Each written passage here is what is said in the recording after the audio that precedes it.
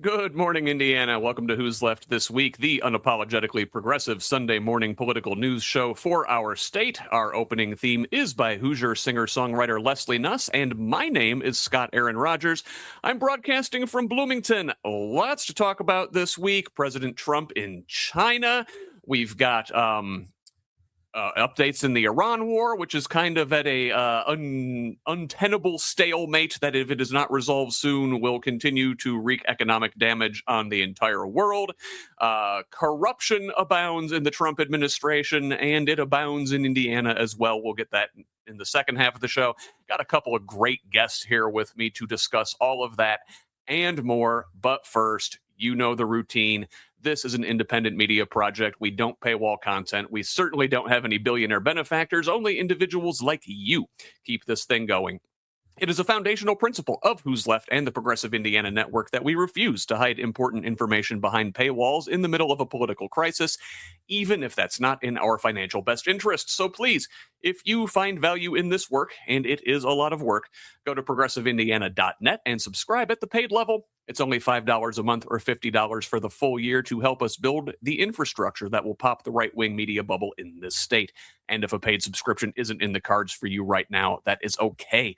You can still help out by liking and sharing on social media, commenting, leaving reviews, providing feedback, and forwarding our content to your people. You get us when you can. Mostly, we just want you here in this community of Hoosiers dedicated to making this state and its government work for all of us, not just the elite few. Please join us. You can follow me on Blue Sky, Instagram, and Threads at whosleft.us, and on Facebook, TikTok, and YouTube at Who's Left. That is spelled HOOS Left. Progressive Indiana Network's handle is the full spelled out name on most sites, but on Blue Sky and TikTok, it's PIN Indiana. Please help us grow with a follow wherever you're at. Now, let's welcome this week's guests. First, a couple of returning guests to the Who's Left space, but first timers here on the Sunday morning show. Let us welcome first our good friend from Indianapolis, attorney and community advocate, Karla Lopez Owens. Karla, welcome to the show this morning. Thank you for being here with us. Thank you for having me. I'm really excited to be here. I appreciate you spending part of your Sunday morning with us. Introduce yourself to the folks briefly who don't already know you. Okay, I will. So the last time I was on your podcast, I talked a lot about my bid for Marion County Clerk of the Court. The elections happened last week or maybe 2 weeks ago. It's honestly been a blur. What is time? Pardon? What is time? What is time? It just like all rolls into one big mush. But it was a couple weeks ago, and I think just the days kind of blur into the other. But it was a really amazing race. Maybe we'll talk about this later, but we came quite close to winning. We were 2,000 votes away, which I know sounds like a lot, but when you take into consideration we got 35,000, 122 votes, and then my opponent got 37,122, maybe roughly. Anyway, we were about 2,000 votes apart. But I'm transitioning back into work, into activism, and we'll talk more about that here later. I'm in Indianapolis, but I was born in Mexico, and a lot of my perspectives are based off of that upbringing. So the working class upbringing, and I'm excited to be here with you this morning. Again, so glad to have you. A very serious, accomplished person slumming it with us jokers here on a Sunday morning. Hey, speaking of jokers, welcome back to this space. Again, first time here on a Sunday with us, our good friend Reece Axel-Adams. Reece, I give you a hard time, but Reece is running for State House District 53 over there in the Anderson-Pendleton area, and brings a Gen Z perspective to politics that we certainly need in this area, or this era of gerontocracy. Reece, welcome to the show. Oh, you're muted, sir. I always love it when that happens. Howdy.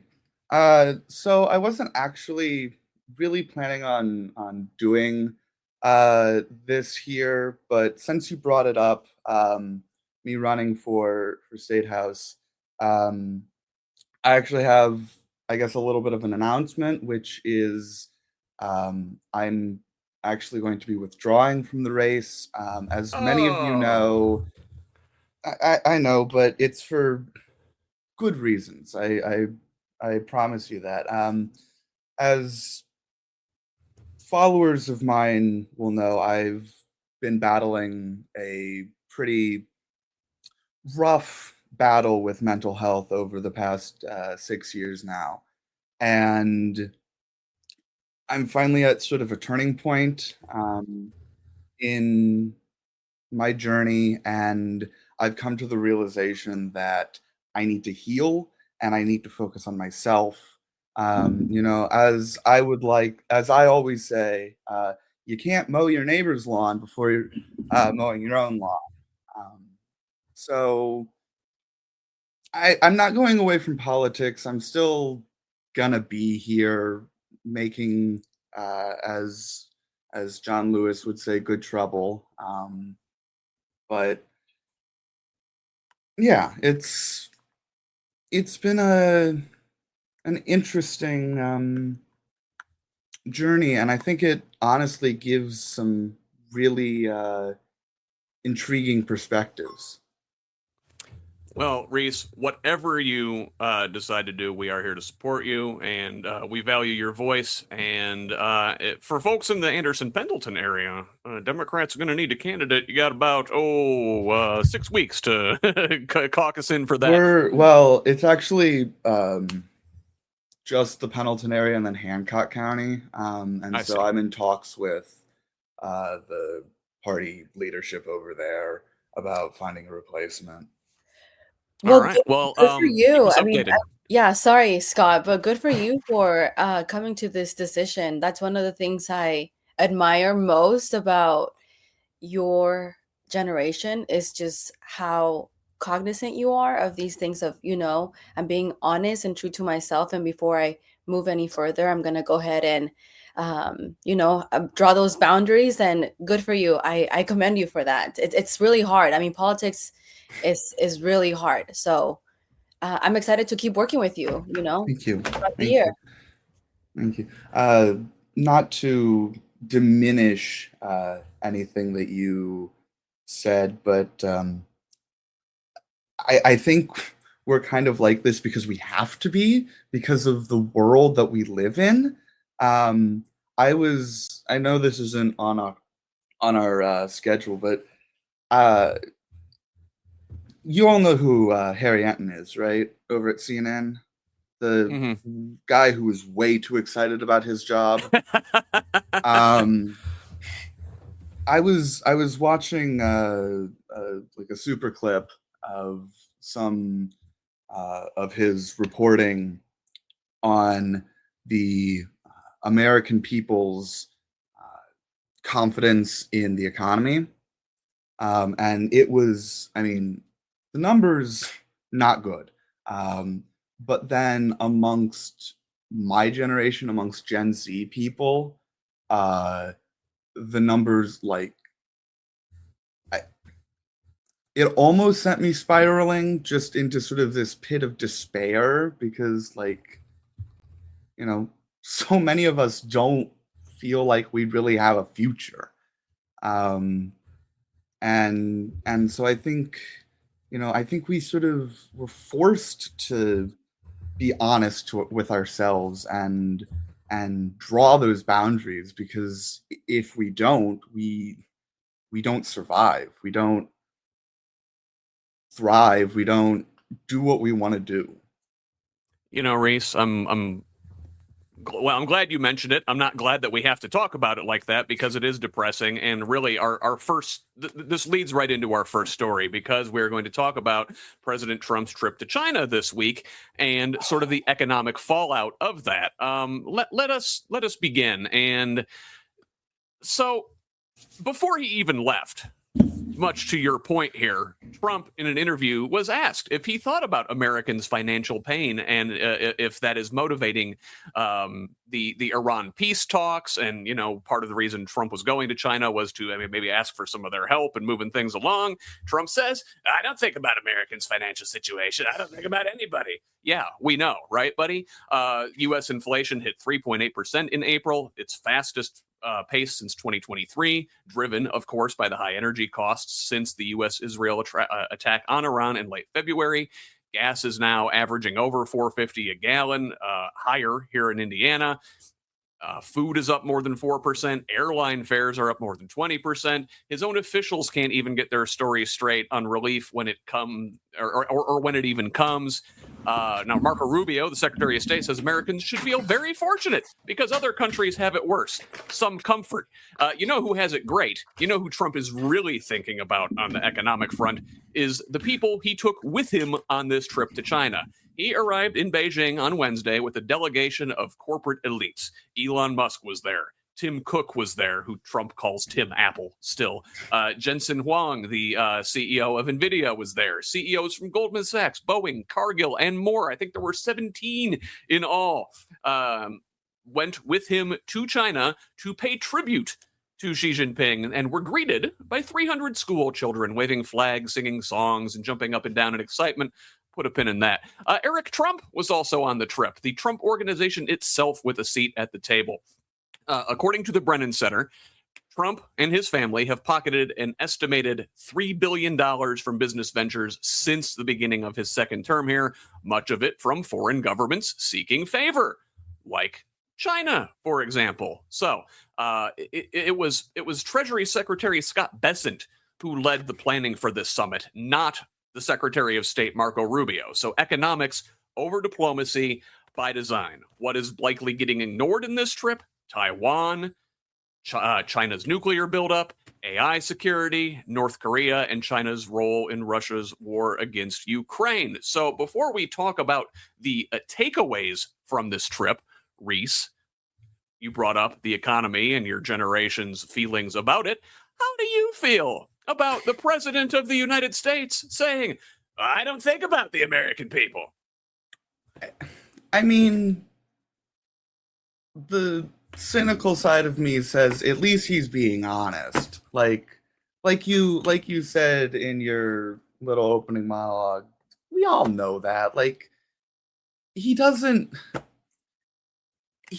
care because, one, he doesn't have to pay for gas. He doesn't really have to pay for much of anything because he's the president. And I'm full of so much gas. Got all I need. And this actually got me thinking about a More Perfect Union video that I recently watched about the really wealthy in New York. And there's this group. What's their name? But their entire thing is they're a bunch of really rich people who want their taxes to go up. Oh, that patriotic millionaires? Yes, I think. Yeah. And like the chairman or the whatever head of it was talking to the reporter, and he was like, when asked the question, so what if taxes go up 0.5% or 1%? Will you notice it? And he's like, no, it just means that a number in some bank account somewhere is going to be a little smaller. And I think, that's what Trump doesn't know the struggles of having to buy 7 gallons of milk when it's on sale, because when it's not on sale, it's, not in the budget. He doesn't know the struggle of only filling up your tank couple gallons to stretch that paycheck. He doesn't know these struggles, and so of course he doesn't think about them. He's been coddled his whole life. Karla, listen. I know we're old enough to remember the George W. Bush administration, and we thought like our presidents couldn't possibly get worse from there. But I don't know. At least he cared enough to lie to us that he was thinking about the American people. With Trump, all doubt removed, right? Yes, and I mean, you took the words right from my mouth, but I think this is just another example of the disconnect that exists within the current administration and, the president and the people that he keeps around him. He lies. He does lie, and it's not good lying, but I was thinking back on a trip. I went to Mexico last year at the beginning of the year during the first installment of the tariffs.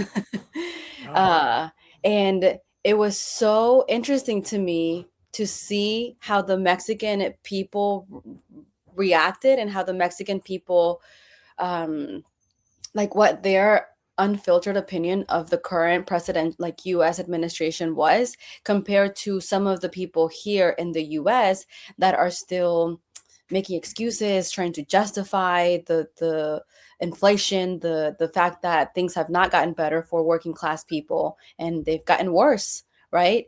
And it was just such a stark comparison as the people in Mexico, they've been feeling the effects of these U.S. trade policies for a really long time in a negative way, and the disdain, the not hatred, but there's a lot of Animosity.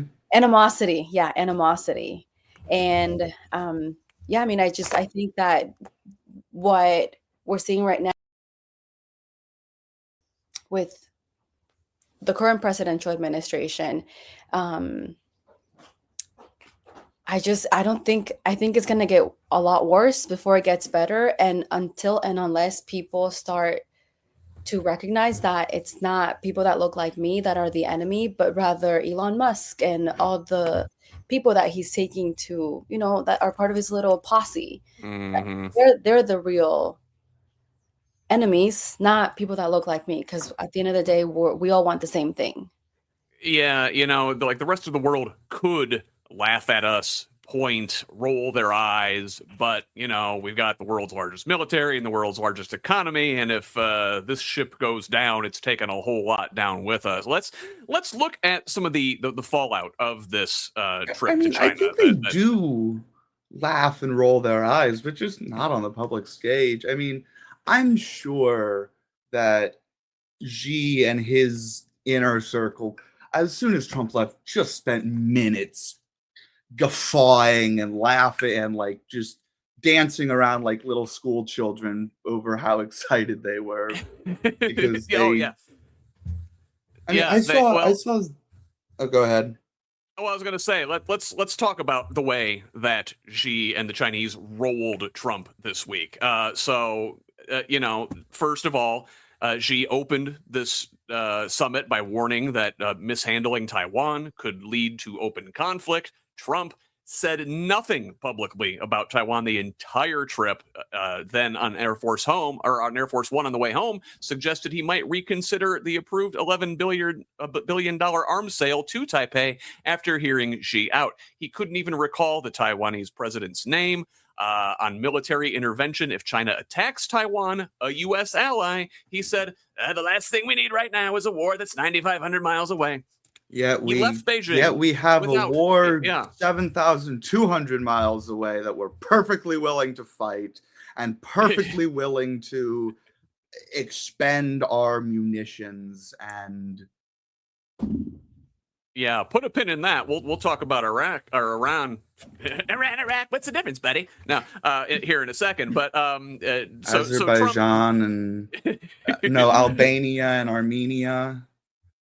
Oh my God. Yeah. He can't keep these things straight. Again, you're supposed to be the president of the United States, my guy. But anyway, he left Beijing without a single concrete trade deal announced. That was the whole reason you're going there. Economics, right? He got a possible order for 200 planes from Boeing, a possible deal on soybean and beef purchases, a possible agreement to set up some board of trade.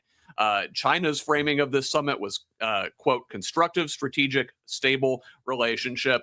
Trump didn't challenge Xi at all on this entire thing. And I'm linking to a Substack piece from Dean Blundell in this week's show notes on Substack. Subscribe at Progressive Indiana Network, by the way. Trump described the CEOs going with him there as paying respects to Xi. Xi said, quote, currently, a transformation not seen in a century is accelerating across the globe, and the international situation is fluid and turbulent. The world has come to a new crossroads. He says, can China and the United States overcome the Thucydides trap and create a new paradigm of major country relations?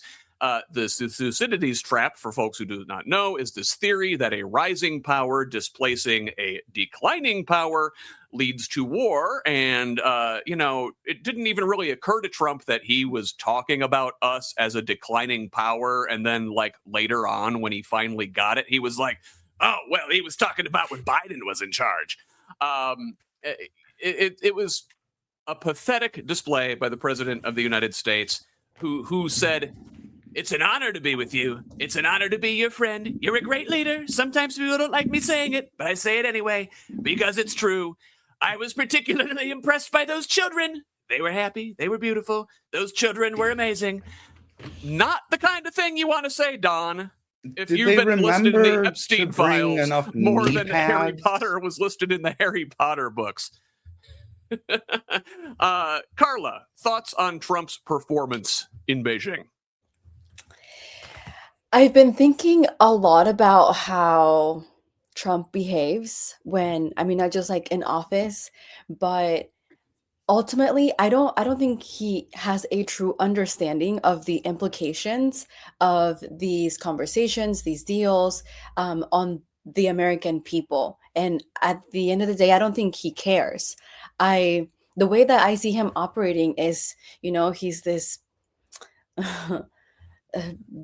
big child with a game in front of him, and he's just moving the pieces as he pleases, and again does not care about ultimately this is going to have real implications on us, on all of us, right? But none of that matters, because as long as he is moving the things around, with him being at the top, I'm the smartest, I'm the most strategic, I'm the best of the best, as it doesn't matter if he creates chaos along the way, so long as he's creating this legacy, for himself. I don't think he cares. So again, I think that's indicative, or this trip to China is just yet another example of how he views people like us in the bigger scheme of things. He does not care, does not know, and does not care. Reece, and I'm going to come to you in a second. I do want to talk about the long-term effects of China's rise, and I also linked an incredible article from Big by Matt Stoller on Substack in the show notes, and we can't dig into it too deep because it is a big article.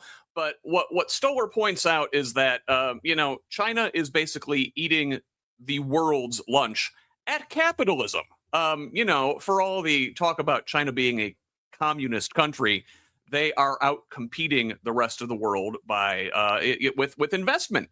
The U.S. has fallen behind China, specifically because what the Chinese Communist Party is doing is running the same competition and intellectual property policies that the U.S. used from the 30s to the 70s, when we were, growing and had a big middle class and led the world, and you could raise a family on one income.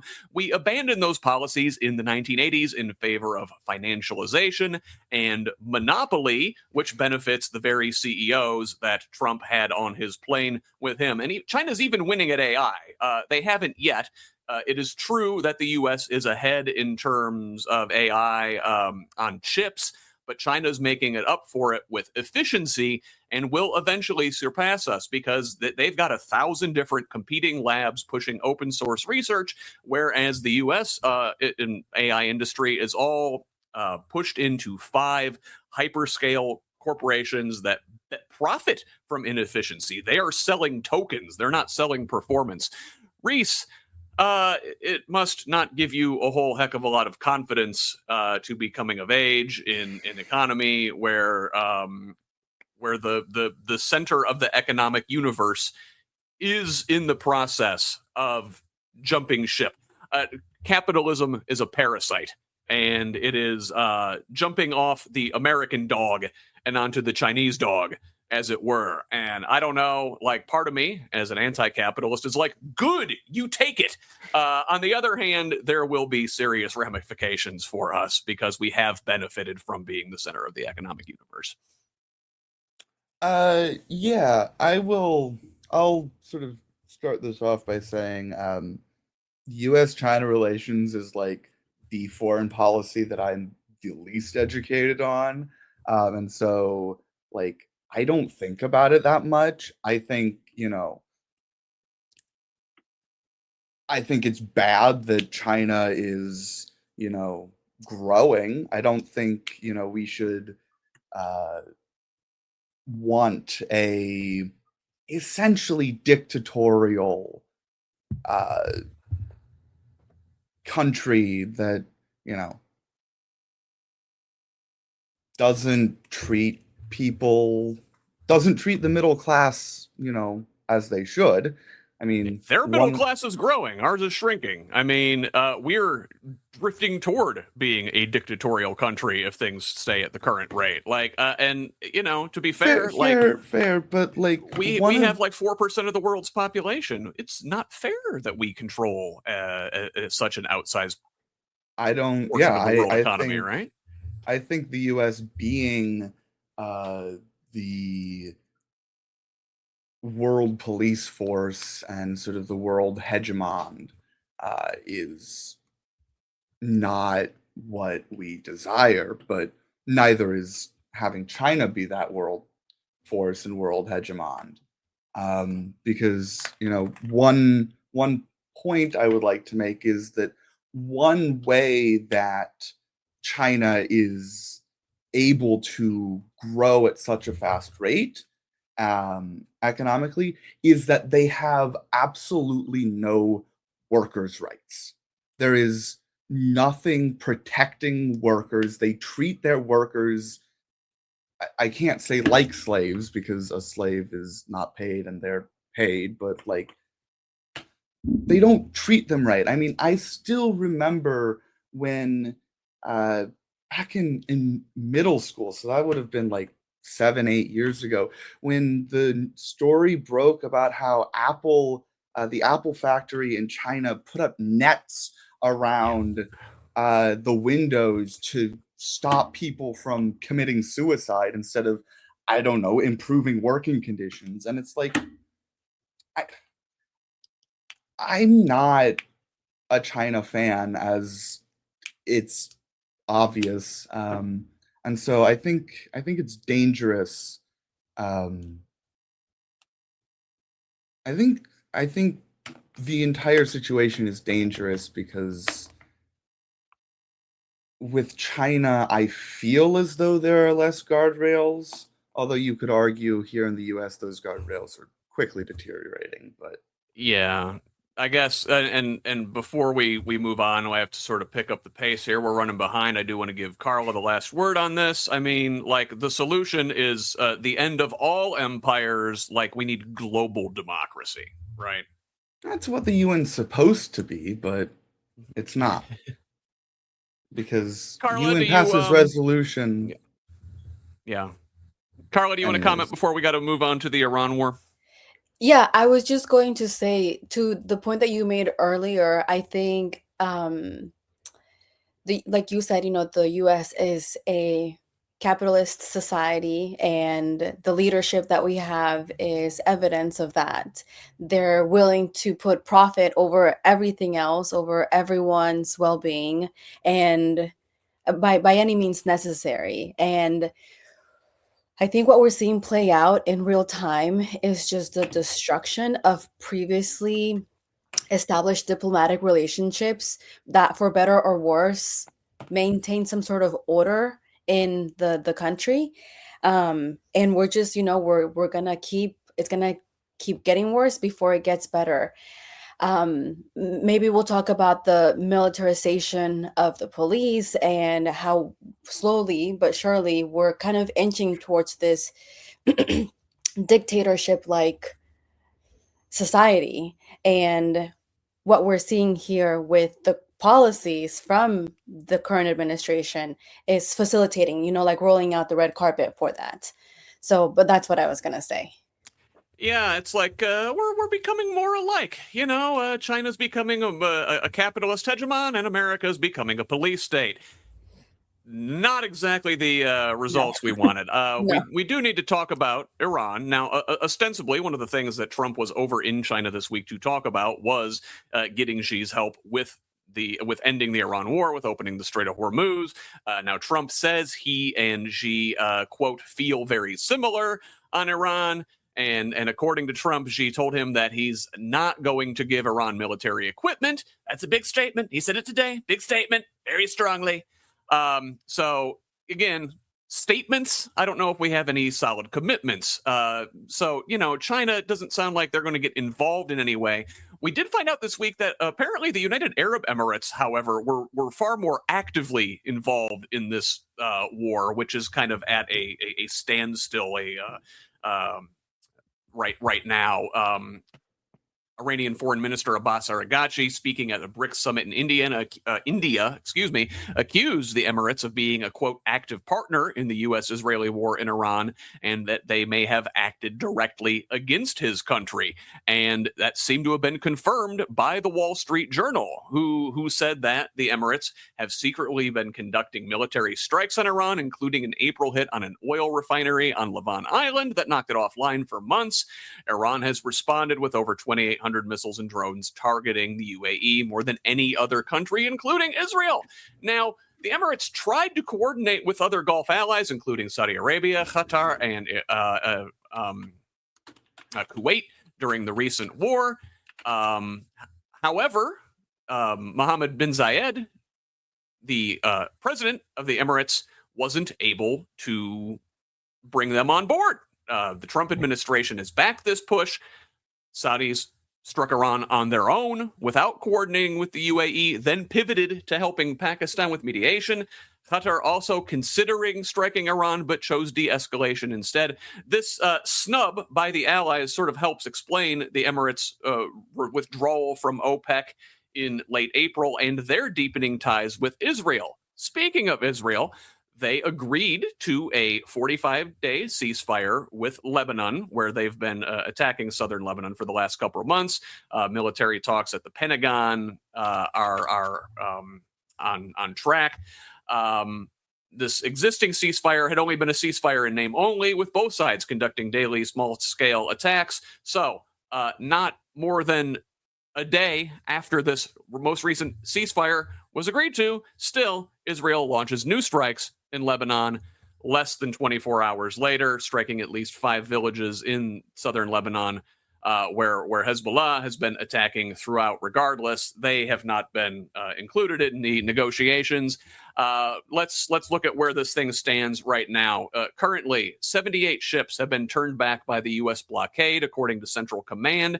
Meanwhile, Iran has prepared to manage traffic in the Strait, meaning they're going to collect tolls and block any ships from U.S. allies from passing through. I don't know where this thing is at. It seems that the active shooting has stopped for now, but there is very much a stalemate. Things are log jammed in the Strait and log jammed in terms of negotiation. Karla, what is going on over there? Is there an off-ramp? How are we going to get out of this thing? I hope we get out of this. Again, nobody wants this. Nobody asked for this. The American people didn't ask to be dragged into the horrors, that are being inflicted on so many people, so many innocent people, casualties of war. Like it's horrible. It's awful. And again, when we have a president that doesn't care and that is willing to do anything in his power to encourage the destabilization of forces throughout the world. I mean, I think he wants that, right? I in my how I'm analyzing this is there's the destabilization of not just here what's happening in the US, but what's happening around the world. And I think he wants chaos because I'm just bringing it back to the American people, how this is going to affect the American people. This is how he's justifying the laws that he's pushing to take away our rights. Again, I go back to the militarization of the police, the passage of now in Indiana, we can have the National Guard posted up, without unilaterally, we can have the National Guard go up. And not to interject. Sorry, one last thing, because the nationalization of the elections, that he said over and over again, and taking over elections. Again, it's just like little by little, he's chipping away at people's constitutional rights at the expense of so many folks like dying and being slaughtered in the process. So I don't know if like that answered your question, but I'm just like thinking back of how this is affecting me here in the US and the long-term implications of this, because it's going to take a really, really long time to get us back to a stable place. And that's, you're speaking to the human toll, and, I don't know, it's just Americans have been so removed from so much of the human toll of things like war for so long on the home front that we only focus on the economic toll. And, Reece, your generation has never had to deal with things like shortages. My generation hasn't ever even had to deal with things like shortages or rationing, or like that may be coming. I understand if the Strait of Hormuz isn't opened by like the beginning of June, that the economic ripple effects will cascade throughout the summer and the fall to the point where we may legitimately be seeing shortages of goods, gas getting on toward $10 a gallon. I don't know, man. My grandma who hoarded stuff in her basement seems a lot less crazy now. Oh, yeah. I mean, it's just to, echo what Karla said. Nobody asked for this. I mean, they keep... One, they can't give a straight answer to why we're actually doing this. 1 minute it's a war, 1 minute it's an incursion, 1 minute it's a military conflict. Who knows what it is tomorrow? But like the one thing that they can seem to keep straight is that we're doing this because we can't let Iran have a nuclear weapon. Well, when Iran didn't have a nuclear weapon? Before you pull this out of the Iranian deal. Yeah. Well, but Reece, that was Barack Hussein Obama's deal. Bad deal. And now we're just trying to get back to that. For the man who claims to be like the world's best negotiator, I think he has proven to be the world's worst negotiator. I've got to move things on, speed things up, and move on to the next story here. Yeah, well, the art of corruption. Speaking of corruption, so this from the New Republic this week. Donald Trump has sued the IRS for $10 billion over the leak of his tax returns during his first terms. Now, his own Department of Justice is now negotiating a settlement with him using taxpayer money. Now, this proposed settlement creates a $1.7 billion slush fund drawn from the Treasury's Judgment Fund and overseen by a commission Trump can fire at will, with no required transparency on who gets paid out from this thing. Potential recipients will include January 6 insurrectionists and entities associated with the president himself. Representative Jamie Raskin of Maryland says, obviously the 14th Amendment prohibits using federal money to compensate people who participated in insurrection. This may do exactly that. But really, with this Supreme Court, what is the Constitution anymore? It was just a tour around the Capitol. Yes. Raskin says that Congress never would have approved this thing, obviously, and it is completely outside of our constitutional framework. Again, isn't everything anymore. Staying on the corruption front, I did want to point this one out. So Transportation Secretary Sean Duffy apparently filmed a 5-part family road trip TV series. At the same time, he's overseeing a department that is dealing with an air traffic controller shortage and multiple deadly airline crashes. Sean, I get you. I wouldn't want to fly right now either. So this trip, called the Great American Road Trip, was funded by a 501c4 by the same name. Now, no donors, of course, are disclosure is required as a 501c4, but we do know that Boeing, Toyota, Shell, United Airlines, Google, which owns Waymo, and Royal Caribbean, among others, each paid between $100,000 and $1 million to this nonprofit. Larger donors got VIP access to Duffy and his team.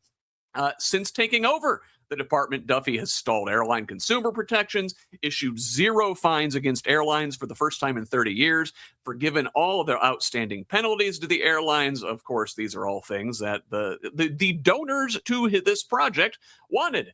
Boeing, the top sponsor to the project, has seen its the FAA lift its 737 MAX production cap and had its ability to self-certify aircraft restored, despite a safety record that includes crashes killing over 300 people.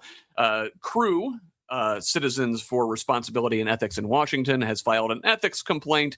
We'll see if anything comes of that. Karla, I mean, listen, we knew this guy was corrupt, but they keep finding fun new ways to be corrupt. And again, when you're trying to maximize profit at the expense of everything else, that's what we're going to keep seeing. We are seeing an unprecedented number of, like the deregulation of all of these entities, all of these agencies, and the weaponization of these administrative agencies too. So again, at the end of the day, this is only going to benefit those who are in power. And I think, again, when we look back and we see what this is all going to mean for the American people, we're going to see that we were just duped. We were just duped and defrauded, but it's happening in front of our eyes. And yeah, I'm so scared. I say that all the time. I'm so scared about the way that the direction that we're headed in. And I don't know what it's going to take for us to like be in to bring those ethics back and to be in a place where there's restored confidence in our government, because I don't see that happening anytime soon. I mean, and Reece, where's the line? I mean, we keep blowing past any guardrails that we had. They're removing the guardrails for corruption and openly rewarding their political allies with taxpayer dollars. Like, when is it enough for the people to go enough and revolt, peacefully? Before I answer that question, you remember when everybody over at Fox News and Newsmax were going like batshit insane when Pete Buttigieg took his let me check my notes, paternity leave? Yes. And they have, I mean, I know we're all sick and tired of, but what if Biden did this? But like, I don't recall Buttigieg selling sponsorships for his paternity leave. But yeah, it's so open, it's so brazen. Maybe that's why it works. It's like, well, surely if this was wrong, somebody would have stepped in to stop it, right? Yeah. But to answer your question about where's the line, I think it really depends on who the person is. If we're talking Congress, the line is as soon as being allies with Trump is no longer politically profitable. And for the MAGA movement as a whole, the line is when following Trump no longer, I guess, I don't know, reaffirms their preconceived notions and makes them feel better. Or until he throws them away. I mean, that's what we've been seeing with a lot of his cabinet members. Just yeah, but not to like argue against that point, because I think it's valid, but like I'm more talking about like the people, the voters, and like, you know, you see interview after interview and poll after poll of like, you know, is your life better now that Trump's president? And like, it's not overwhelmingly positive.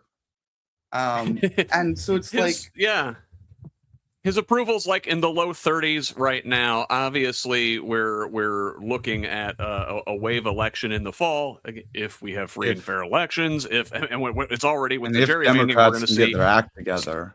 Yeah, stick a pin in that. We'll talk about that here in a second. But first, I wanted to, I guess, let's stay on the corruption front. You know, in our country, the FBI should theoretically be investigating things like that, but the head of our FBI is a corrupt drunkard. Kash Patel, aka J. Edgar Boozer, over here, testified before Congress this week. What was supposed to be a budget hearing in the Senate Appropriations Committee, where Patel was to defend the FBI's $12.5 billion budget request, it quickly became something else entirely. Now, recall, under Patel, the FBI has been using, he's been using the government's aircraft for personal travel to go, watch his country singer girlfriend perform. He's been using FBI agents to be her designated driver. The FBI's corruption squad has been disbanded. But Patel has apparently been, stalling the release of the Epstein files to limit political damage to Trump. He went over to the Olympics in Milan to party with the hockey team there on the public dime. All of this came up during what was supposed to be this budget hearing, with Senator Chris Van Hollen of Maryland citing reporting by The Atlantic that Patel's excessive drinking has impaired the FBI director's ability to lead the bureau. Now, Patel called this a total farce and accused Van Hollen himself of, quote, slinging margaritas with Kilmar Abrego Garcia in El Salvador and running up a $7,000 bar tab, which it turns out was just Van Hollen paying for a holiday party for his staff. Now, out of campaign funds.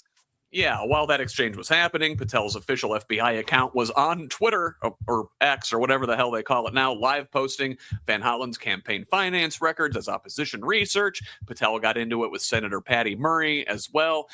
Van Hollen requested that Patel take the Alcohol Use Disorders Identification Test, or Audit. Patel said, "Sweet, I'm getting an Audi." No. Van Hollen did call Patel's bluff the next day after Patel said, "I'd gladly take a test with you side by side." Van Hollen posted his results, and Patel, to our knowledge, still hasn't taken said test and posted his results. I don't know. Like, man, the FBI, Reece, used to be this like stodgy, straight-laced, buttoned up organization, and for all their problems, and there were many, the FBI did things in America to American citizens that should be called out over the last 80 years. War on drugs. Yeah, war on drugs. But this guy is this guy can't even take care of the war on drugs inside his own office, man. They're shameless. Sorry, I don't know if that was like for Reece or that was for me, but they're shameless. And I think that's what's so frustrating to people who are like looking from the outside. Like, how can they get away with so much of this? And they're crooks. It's to me, this idea of like the weaponization of these administrative agencies that have a very specific, or law enforcement agencies that have very specific roles within the government.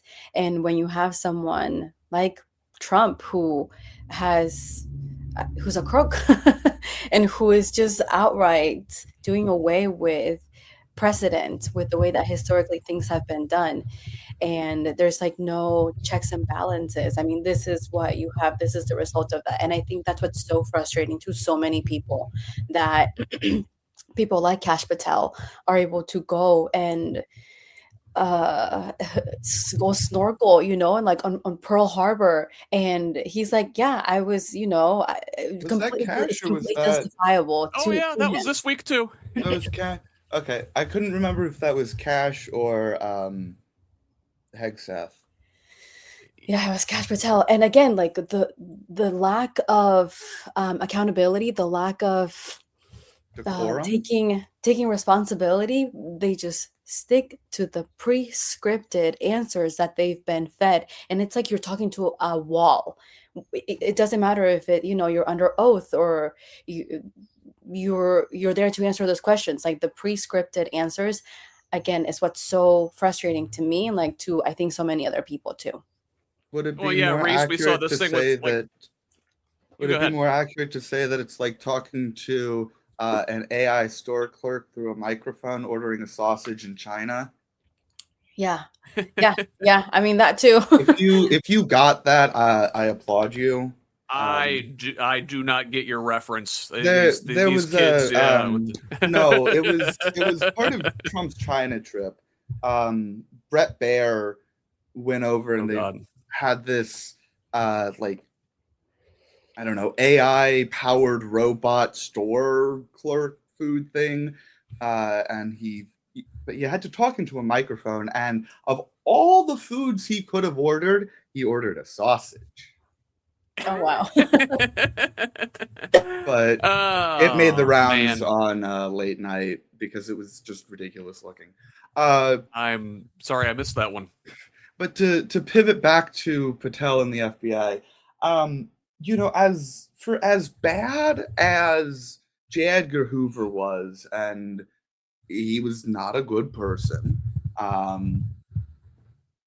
nobody had to worry if he was going to come into work hungover or come into work at all.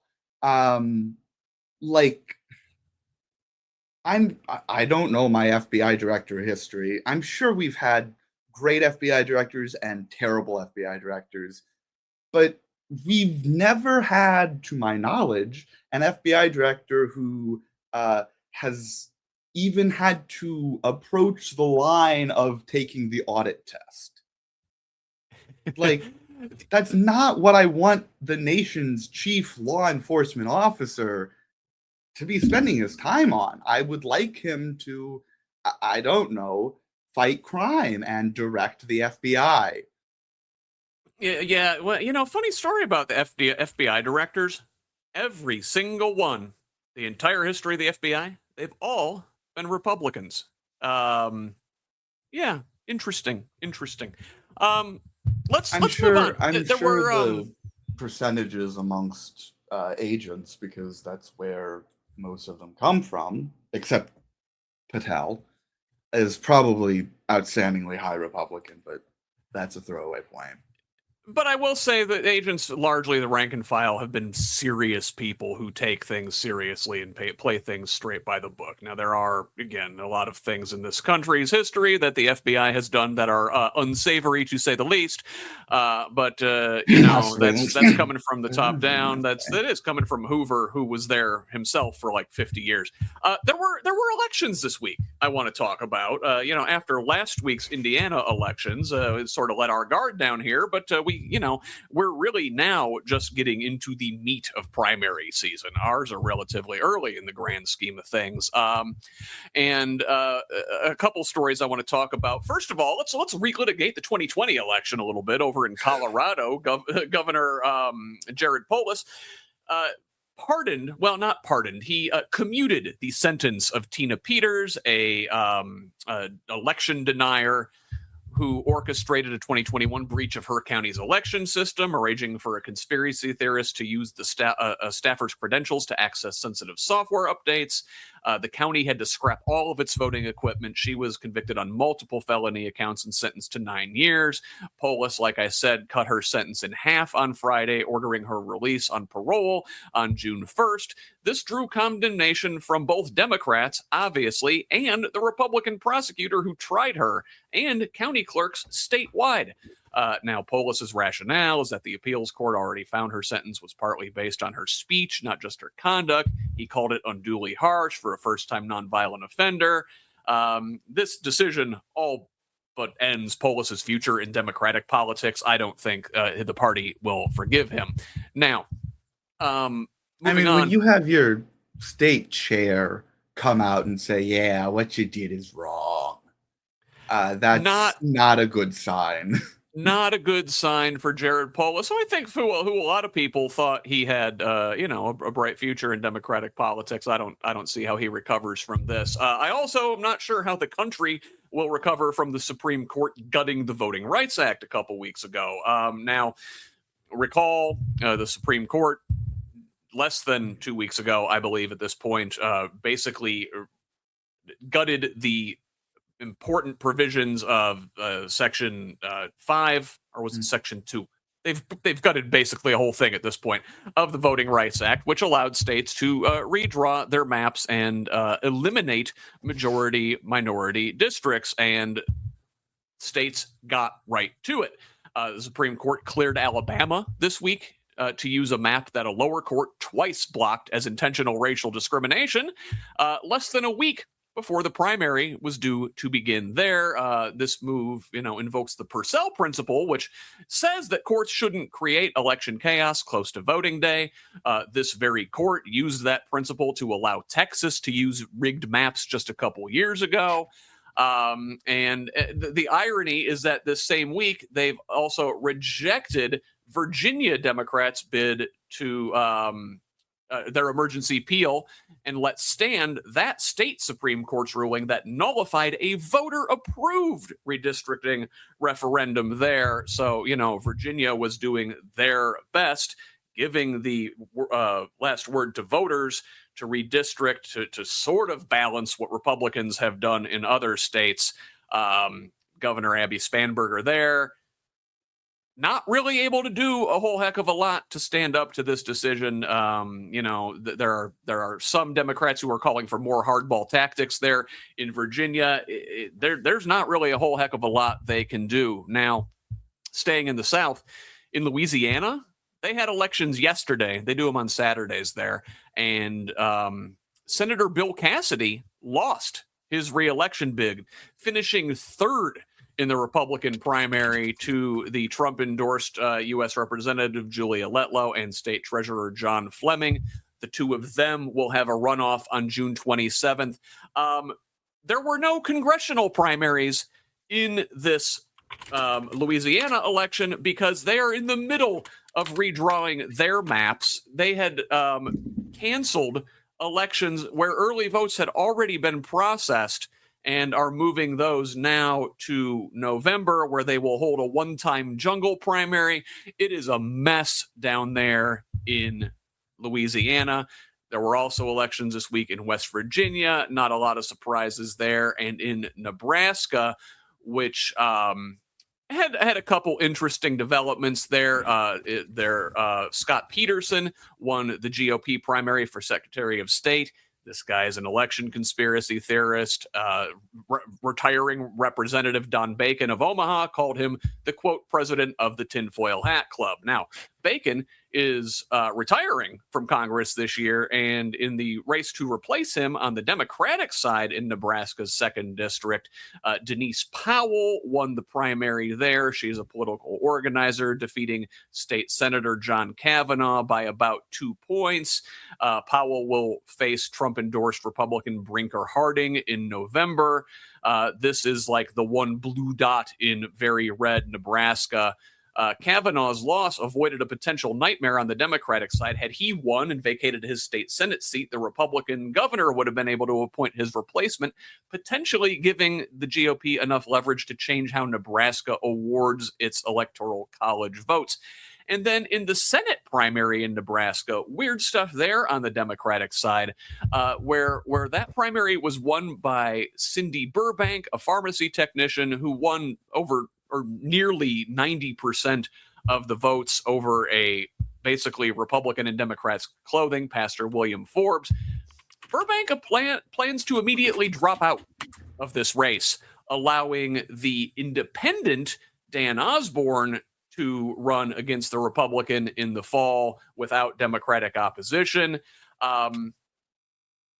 this is a strategy that Nebraska Democrats have been using. They're not running their own candidate. They're going to line up behind the independent because the Democratic brand is so damaged there. Osborne ran relatively well in his Senate race 2 years ago for the other seat there. So a lot of election news that we got to stuff in here really quick. I don't know.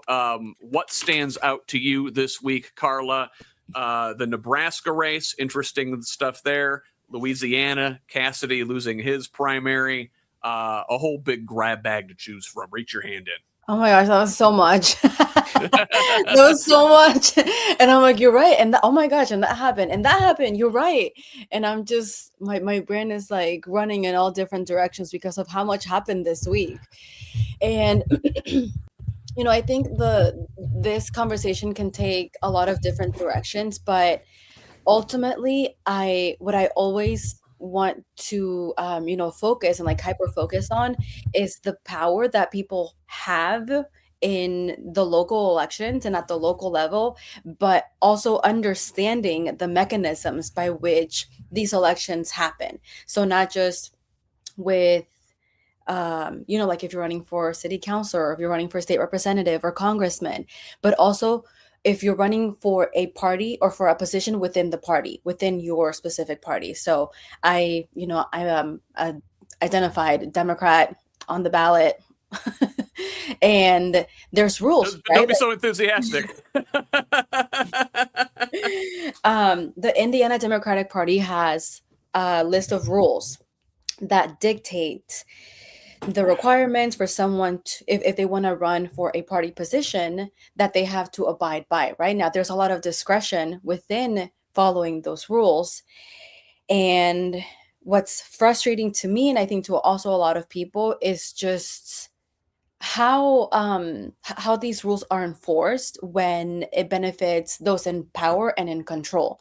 They're not equally applied, right? They're weaponizing it. Exactly. Yeah, they're weaponizing it and they're using it for their own benefit and their own purposes. And so all that to say is, if for those who are watching, who are listening, I know it's not the most like exciting thing to talk about, or it's not the most yay municipal elections, right? Or like combing through these rules, but man, that challenging those and getting involved with those processes is going to teach you so much more about these issues than reading about it. And that's what I would encourage people to do. We have a special election coming up in Indiana. The Indiana Democratic Party is hosting our state convention in June, on June 6th, right? And what a lot of people don't know, and I'm not surprised by this, because again, if I wasn't involved in this in the day-to-day basis, I would be like, wait, what? I don't understand. But basically, there are certain positions, there are certain offices, statewide offices, that someone who is seeking to get the Democratic nomination, they don't go through the regular primary process. So a person isn't going to file and then go out and campaign from the beginning of the year until May. So for Secretary of State, Attorney General, and a auditor, comptroller, auditor of the basically state, the entire cabinet, I think. Right, like the higher ones, the high offices, statewide offices, you have to go through the convention, either the Democratic or the Republican convention, depending on what nomination you're seeking. And it's going to be the state delegates who are going to choose. So it's like, the delegates, a delegation of folks who have been chosen to cast a vote for this person or this other person. We have a very, interesting, we have two people right now who are running for Secretary of State within the Democratic Party, and then Greg Ballard with the, trying to seek or run as an independent. But there's a lot to unpack there, Bo Bai and Blythe Potter. And maybe that's a conversation for another day. We can put a little pin on that, because I'm also thinking about doing a debrief of, okay, if you haven't been to the Indiana Democratic Party State Convention, this is what it's like. This is a quick orientation. Because there's a lot of new people who are part of this, and I think it's important to know what to expect and just like what happens once you're in these spaces. So sorry, I didn't mean to like take the conversation that way. No, But you're good. Actually, special Derek Holder special here elections is on what I was gonna say. Derek Sorry. Holder here on Progressive Indiana Network this coming Friday is going to do a whole a deep dive on how the convention process works in the Democratic side, and it's pretty similar on the Republican side too. Reece, really quick before we have to turn the page on this, the dynamic in Nebraska and Indiana is kind of the same in that Democrats have not performed well at the state level. Is something like what they're doing in Nebraska with Osborne and having the Democrats kind of coalesce behind an independent something maybe Indiana should be considering, say, in the 2028 Senate race against Todd Young? I don't know. I'll be honest. I don't know. I think one reason Dan Osborne was so successful is he came about naturally. It wasn't, if we did what you were sort of setting up in your scenario, I think a lot of Republicans would just point and say, look, that's a Democrat just in independent's clothing. Don't fall for him. That's what they're doing with Osborne. Yeah. But like, I don't know. Osborne has the bona fide. Like, he's progressive, but like Nebraska progressive, right? Like, he's not like a New York progressive or a California progressive. He's a lot like Rob Sand. Yeah, it's certainly a different Iowa. It's a different kind of electorate there. Osborne's a union guy, and as such has a certain working class credentials that a lot of folks maybe don't have. I think what the Indiana Democratic Party needs to do is stop picking from out of touch people. Like I really like Jennifer McCormick. Her being a teacher really helps. Karla, as Scott, Karla and audience, I'm the product of teachers, father teacher, 3 of my 4 grandparents teachers. So education, important to me. I thought she would have made a great governor, but people are going to see the doctor.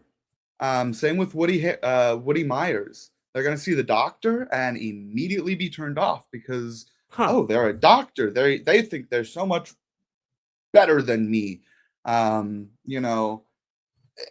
think we need to start recruiting from people like Blythe, who don't come from legacy politics, who don't come from money, who, have that.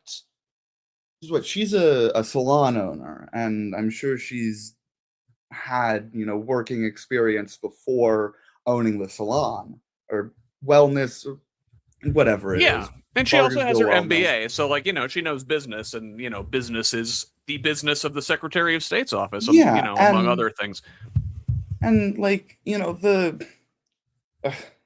can't stand Gary Snyder, but the one thing he constantly is talking about, and all the other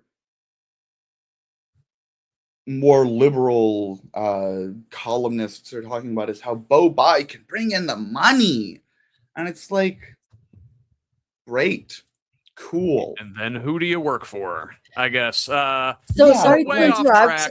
I think that we also have to mention, if we're gonna start building a third party or like some sort of third party coalition, it has to start at the ground level, at the very, very ground level, and all these folks who are very active, on social media, out in the protests. I mean, coming together right around these issues and getting involved in the electorate process, and I think building from that up. Because I would love to see a third party on the ballot. That'd be fantastic, giving people options.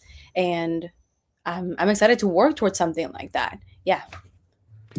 So we're way behind. We're running about 15 minutes behind schedule. I do, and I want to make sure that we get to talk about the couple of the stories that you had flagged for us, Karla. So I'm gonna tackle this one here really quick. We got a couple public health stories on the U.S. level that I wanted to mention before we turn to our Indiana stories. Now, the FDA chief is out of a job in the latest sign of public health chaos under RFK Jr. Democracy Now! Had this story. FDA Commissioner Dr. Martin Makary resigned after only 13 months, pushed out for apparently trying to block the approval of fruit-flavored vapes, which somehow RFK Jr. is in favor of, despite the fact that he's like all about, natural and getting like artificial flavors and colors out of your food. Okay, Yeah, you but can't this eat is them, the same but you man can who inhale eats them. bull testicles. So, I mean, who the hell knows what's going on in his little brain?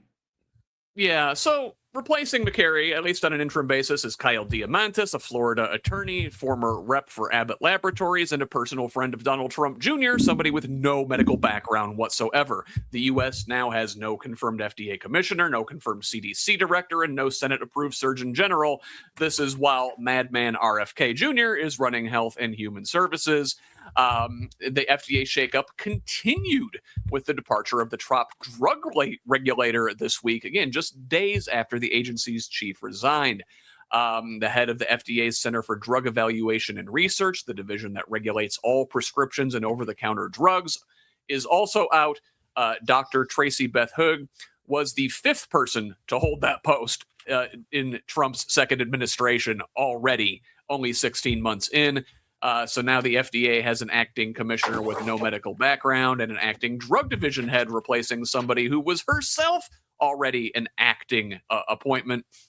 HHS says they're actively searching for a permanent replacement. And I guess in another healthcare story, the Supreme Court ruled on Thursday that telehealth access to mifepristone can continue while the underlying case plays out in lower courts, blocking a Fifth Circuit ruling that would have required in-person dispensing, a critical blow to abortion access, especially in banned states. Now, even with these, very conservative Supreme Court allowing telehealth abortion to continue, at least for now, Clarence Thomas and Sam Alito dissented, as of course they did. Thomas arguing that the 1873 Comstock Act prohibits mailing abortion medication because that act is somehow relevant in 2026.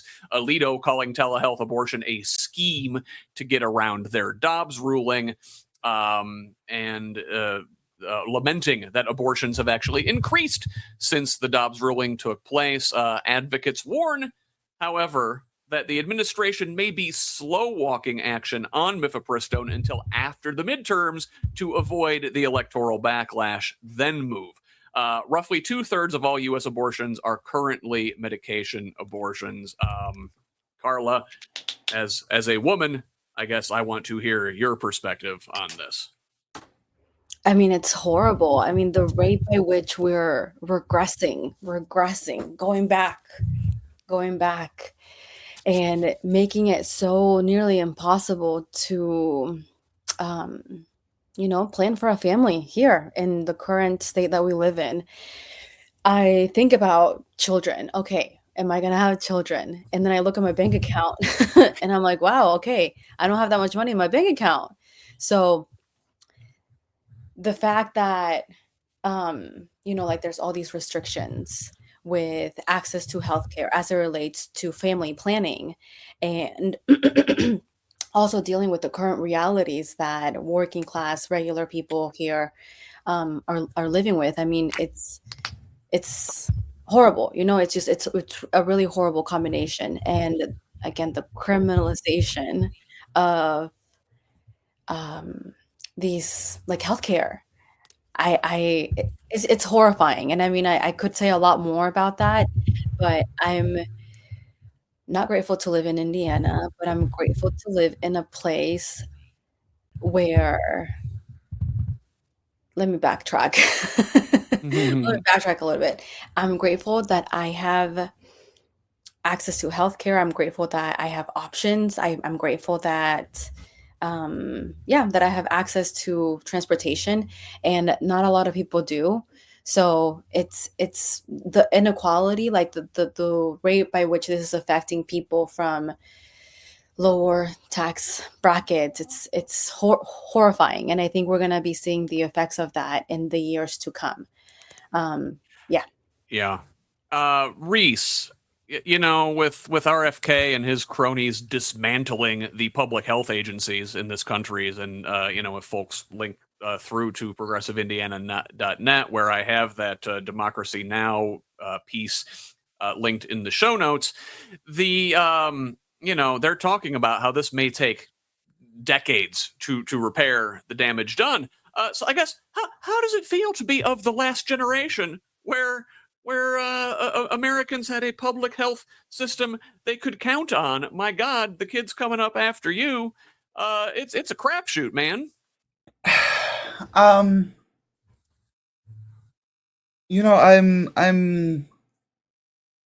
reminded of video I was watching on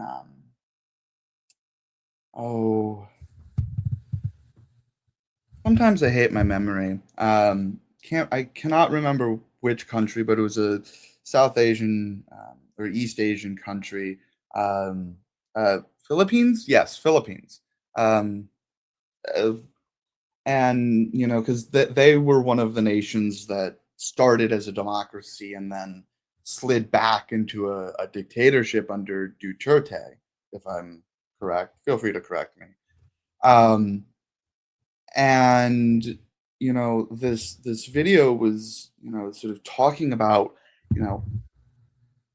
even after Duterte was overthrown, some of those rights that were given up never came back. Even after democracy came back, or more freedoms came back, some rights just never did. And that sort of gets you thinking, well, can we apply that to healthcare? Like, say for abortion, if we take that right away, which we have, not everywhere, but we have, once we get, say, a friendly Supreme Court or a friendly president or a friendly Congress, will that right be able to be revived? I think that's the question we have to be asking ourselves, and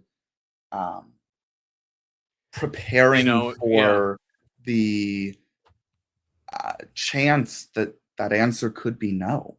And what do we do from there? The right wing worked for 50 years to undo those protections, and it might take 50 years for us to get them back.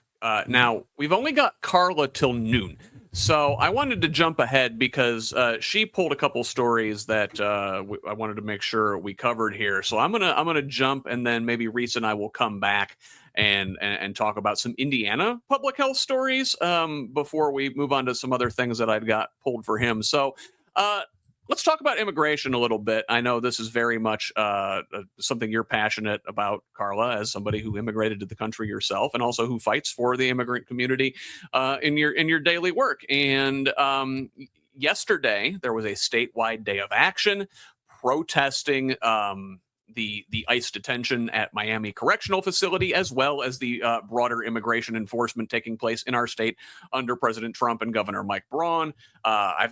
I will have stories linked from Fort Wayne, Indianapolis, Mishawaka. Again, there were 28 protests, so all across the state. Organizers cite that 70% of the people arrested by ICE have no criminal history. A current officer at the Miami Correctional Facility reportedly told organizers that the facility lacks adequate staffing to manage both state inmates and ICE detainees.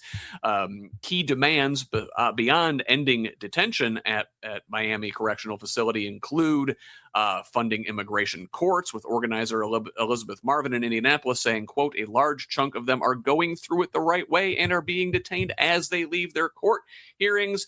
And up in Fort Wayne, Sandra Garza of Fuerza Unida says, quote, the original concept, she's referring to ICE, was to get people back to their home countries in a humane way. We have now lost that humanity.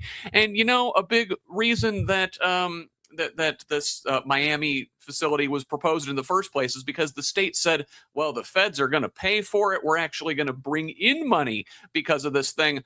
Well, it turns out the state has spent $12.5 million housing ICE detainees there since the contract began in October, but has only received less than $5.1 million back from the federal government. I'm no mathematician, but that sounds like a $7 million gap to me. The contract is supposed to pay Indiana $291 per bed per day, about 4 times the normal daily inmate cost for up to 1,000 detainees at a time, but the feds are 4 months behind on their payments. The state prepaid nearly $16 million in upfront infrastructure costs and are now waiting on reimbursement for that too. Monthly reporting on this only exists because Democrats successfully amended Senate Bill 76 to require that, and even then, the March and April reports were mistakenly left off the Budget Committee hearing. Karla wrote all about Senate Bill 76 in March over on Substack. I will link to that in the show notes. Karla, important days of action yesterday, but will that begin to address the situation here in the state? Are Hoosiers tired of the way our immigrant neighbors are being treated sufficiently yet? With 2.5 years left until this administration hopefully concludes, we have a really long way to go. I'm encouraged to see how many people are outspoken about the treatment and the way that immigration has been dealt with in the country, not just from our neighbors here in Indianapolis, Indiana, but also throughout the nation. And it's encouraging to see how, coalitions of people are coming together to demand more humane treatment, equal access, and rights for our communities.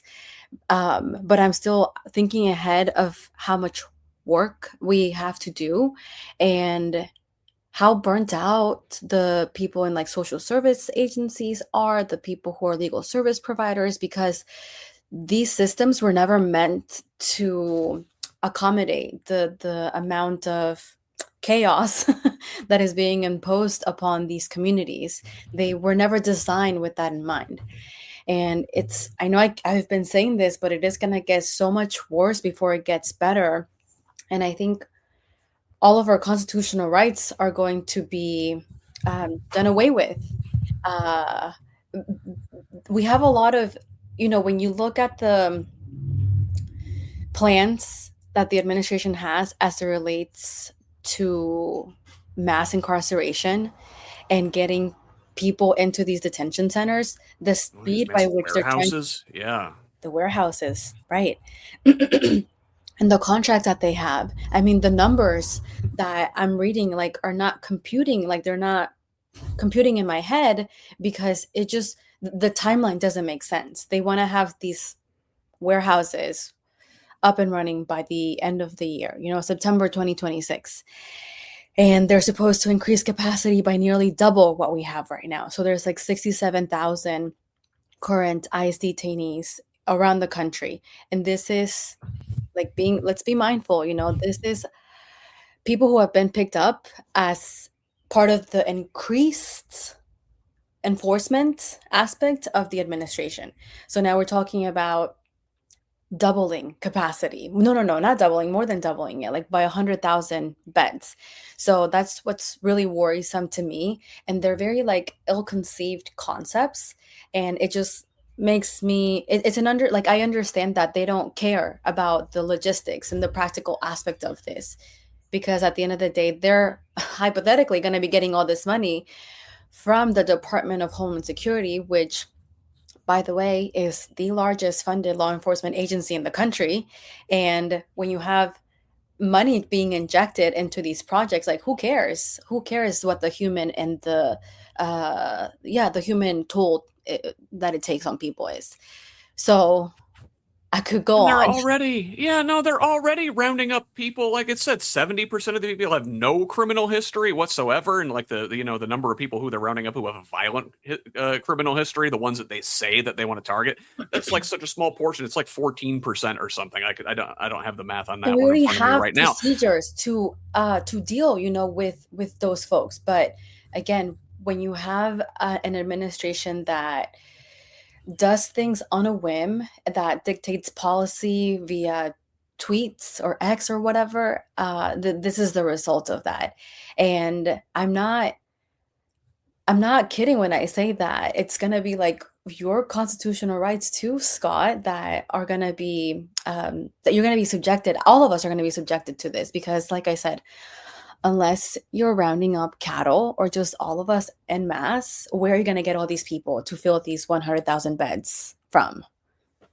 You always pick a group, right? First they came for, we all know the poem, it doesn't stop with the people they say are their initial target. It's always, and then who, and then who, and then two. Karla, we could dig into this for hours, I'm sure. I know you have to run. Thank you for being here with us today. Where can the people find you? They can find me on social media. I've been doing a lot more on Substack, so I would love it if people follow me on Substack. I think that's going to be my main medium that I'll be using to push information out, because there's a lot of folks that don't have social media. So my Substack is just my name, Karla Lopez Owens, Karla Lopez, Lopez, Owens, Owens. Social media, I'm also really active on social media, and we have a lot of things coming up in the summer. I would love to, keep the conversation going. I'm sure that this is one of other conversations that we will be having, but the on the ground work is always what I am overemphasize to people. We're going to need a lot of help. And yeah, we just need people on standby between now and when it's time. When it's go time. All right, you keep us posted. We let us know how we can help, and we are on Substack as well. We will always be happy to cross-post whatever you put out, so you let us know awesome when you have something out. All right, I know you've got to run. Thank you so much for joining us here today. We really appreciate it, and hey, let's do it again sometime. Okay, thank you for having me. It's you're so smart, and I'll see you soon. All right. Thank you. All right. That was Karla Lopez Owens, an attorney and community advocate there in Indianapolis. I'm going to invite Reece back in here in just a second. But before we get to the last quarter of our show, I want to share a word from our friends down in Salem County there, or in Salem, with the Washington Community Action Project. They are trying to acquire a plot of land that is in their community and could use our help. So let us take 45 seconds to hear from them.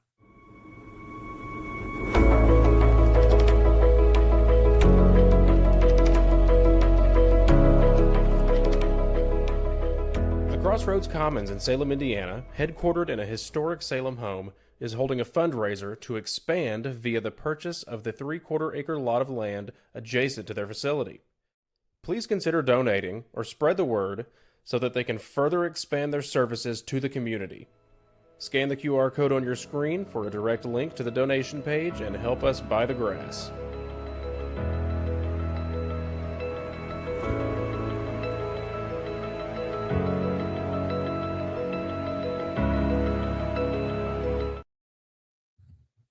All right. So, great organization down there in Salem. Our friends could really use our help. So, let us talk about Reece. We're talking about immigration with Karla, and I sort of jumped over some public health stories here in Indiana. We were talking about public health at the end of the U.S. and international section of the news.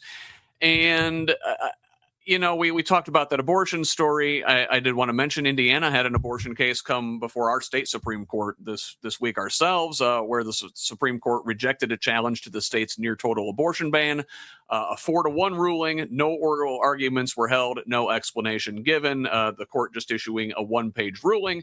This challenge argued that the ban's health exceptions were too narrow to comply with the state's the state constitution's life and liberty protections, the court let stand a lower court ruling that the, quote, reasonable medical judgment standard is constitutional. A separate challenge arguing the ban violates Indiana's religious freedom law is still alive. Oral arguments will be held in that on September 20th. The state this week also unveiled a Medicaid overhaul aimed at pressuring hospitals to lower their prices. A lot of explanation involved in how this would work. I don't have nearly enough time to dig into it all, especially with our time constraints today. Just know that the show notes will be up on progressiveindiana.net later this afternoon, where we try to make sense of all of that.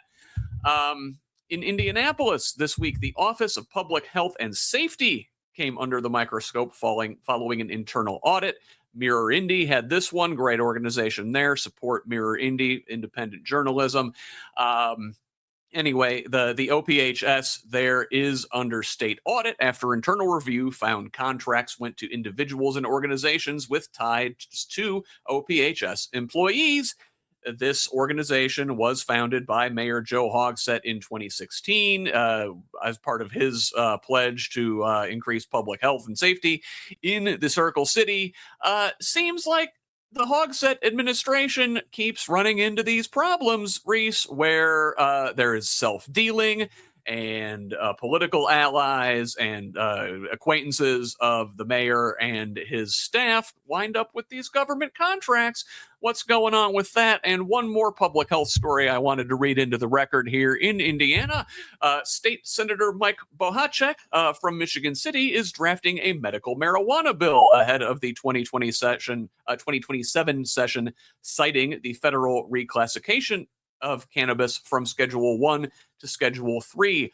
Mike Braun, the governor, finally signaled some willingness to consider this legislation just a few weeks ago, a notable shift for our state with some of the most stringent marijuana laws in the country. We are the last holdout in our region. Every surrounding state has legalized cannabis in some form, and Hoosiers are already spending billions with a B of dollars annually on cannabis products, with that revenue and those tax dollars going out of state.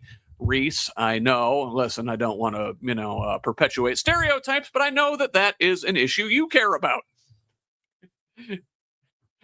And you're on mute, sir.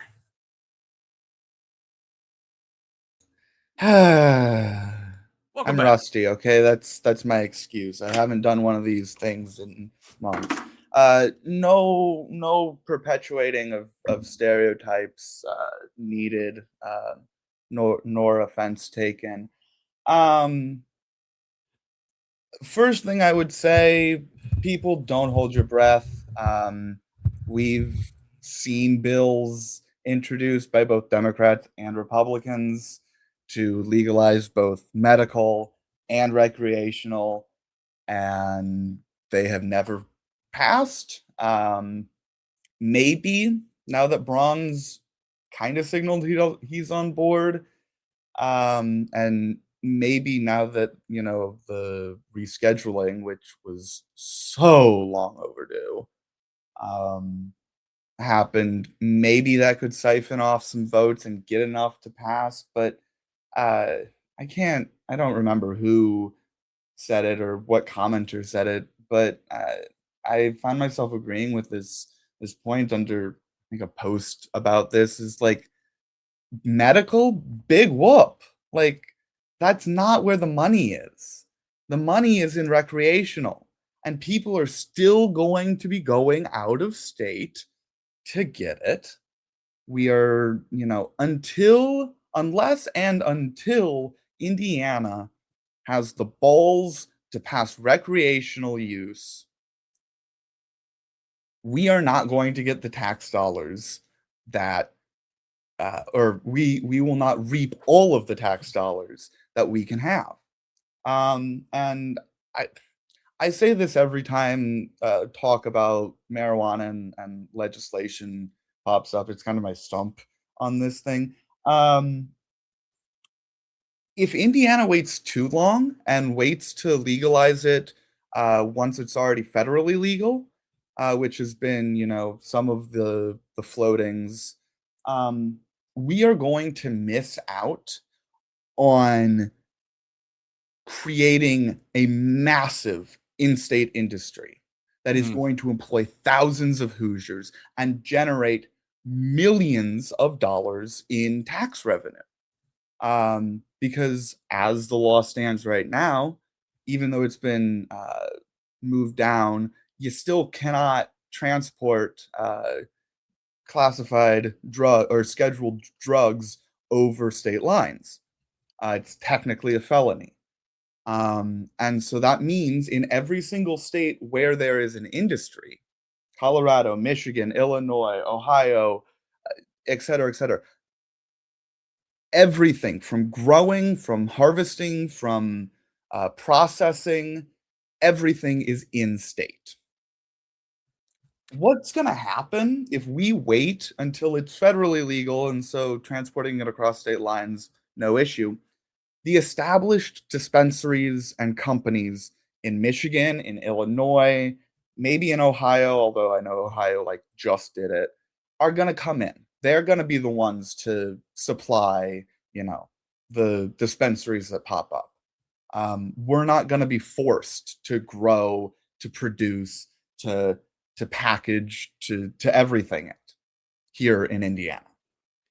Yeah, the big boys come in. You want to make sure that we spawn our own homegrown industry. I like Senator Bohacek, am from Michigan City, and whenever I'm up in the area to visit family, New Buffalo is right there, the state line, not far, and you can't go more than a few yards into Michigan without dispensary, and that money is leaving the state very swiftly. Yep. And could be paying for important improvements that we need here. God knows we need a lot of them. Could avoid having, I-70 become a toll road? Which one is it? The various things. And God knows, with I know he's talking state about gas turning one of tax. them into toll roads. It is 70, and with we've had the state gas tax rescinded here for the last month and a half now. Might be renewed again because gas prices certainly aren't coming down this summer. That's money that needs to go to our road and bridges fund. It'd be nice to have some cushion from cannabis sales to soften that blow. Let's move on, Reece. I want to I got to jump over the immigration one. We talked about those.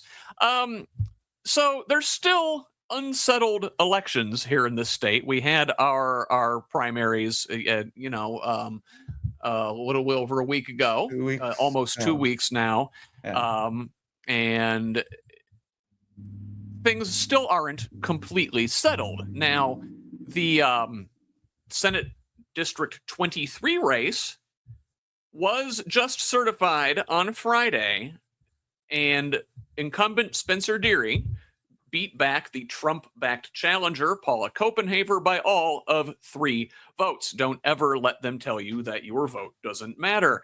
Now, Deery was one of several senators who drew a primary challenge after refusing to support Trump's mid-decade redistricting push in December. Of the 8 Senate Republicans primaried this cycle, only Deery and Greg Good down in Terre Haute survived. That is, of course, if Deery does survive, there is no automatic recount, but surely Copenhaver will request one. Again, only 3 votes separating the two. She has until Tuesday at noon to file for a recount. Additionally, over in Fort Wayne, Senator Liz Brown leads her challenger, Trump-backed. Well, she is the Trump-backed one there, but Rokita and Senator Jim Banks sponsored an even further right challenger in the form of Darren Vogt. Brown leads Vogt by only 14 votes. Again, don't let them tell you your vote doesn't matter. So I suspect we'll find a recount there as well. Now, Secretary of State Diego Morales has been asked to step aside if a recount occurs by State Rep Ed Delaney, because Morales, as Secretary of State, would chair the recount commission, but he's publicly affiliated with Turning Point USA, which endorsed Copenhaver. He publicly backed the redistricting plan that Deery voted against. Now, Morales says he has no intention of stepping away from his duties of the office. Delaney's call came just a day after Morales drew criticism from voting rights advocates over a trip to Washington, D.C., where he met with federal officials and national leaders to discuss, quote, continued efforts to strengthen Indiana elections. Morales' office also highlighting the continued collaboration with state and federal partners to ensure Hoosiers can have confidence in the electoral process. That's a quote. Again, the only reason Hoosiers don't have confidence in our electoral systems is because far-right Republicans like Morales and President Trump have attacked our voting systems. Common Cause's Julia Vaughn noted Morales handed Indiana voter rolls over to Customs and Immigration Services and the Department of Justice, saying, quote, I'd suggest that instead of chasing photo ops, Secretary Morales commit himself to not sharing sensitive Hoosier data with the federal government. End quote. Of course, Morales didn't just reject this call to recuse. He's also in political trouble of his own making. Abdul-Hakim Shahbaz at Indiana Politics had this one.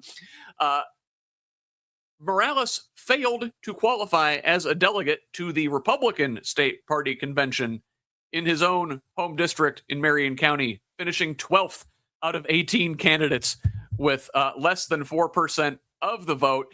Morales won't even get to vote for himself at his own party's convention. Reece, Morales is a clown, but I guess the real thing I want to talk about is the closeness of these races. It just goes to show how important your vote is. Mm-hmm. Absolutely. I mean, there's... I'm sure you felt this way, as a progressive, as a Democrat here in Indiana. You go into the ballot box, and as you're voting, you're saying, this really doesn't matter, but I'm still doing it. Like, especially in Democratic primaries in a lot of the state, you just don't have a lot of candidates. I'm one of the lucky ones. Here in Monroe County, we actually have Democrats up and down the board running for every office. We're one of the blue islands in the state, and so many other counties in the state, even Democrats pull Republican ballots because that's the only time you have a chance to vote in contested races instead of just putting a rubber stamp on the two people running for office on the Democratic side. I mean, Madison County, where I'm based, we, I believe I'm correct in saying it, we have no Democrats at the county level. We might have one, but there have been so many times where we've failed to fill the ballot. And, but back to getting out to vote, yeah, it's your right?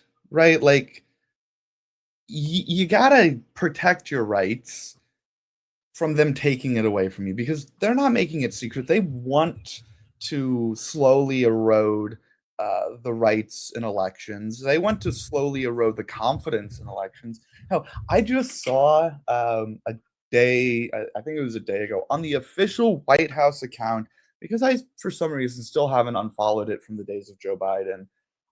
Trump posting one of his graphics with, him doing his whole big boy tough stuff, with the caption saying only Americans should vote in American elections.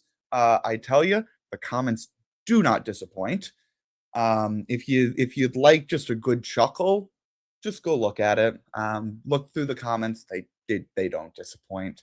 They'd be funny if they weren't so sad, but it's really, Reece, it's not just a right that we have as Americans to vote. I think it's also a duty. And so many of us have neglected our duty to, one, to vote, but two, to be informed going into the election and know who and what we are voting for. Yeah, and I think twofold. One, staying informed takes a lot of time. And when you're a working class person who, maybe has 1.5 jobs or 2 jobs, and you've got such limited, personal time, what are you going to want to do? Do something relaxing or keep up with the shit that is the news? And so being well informed, I think, truly is a privilege. And also there's going. a major effort to keep us misinformed. Yes, thank you. Misinformation, and like as you mentioned, we don't go into that voting booth informed.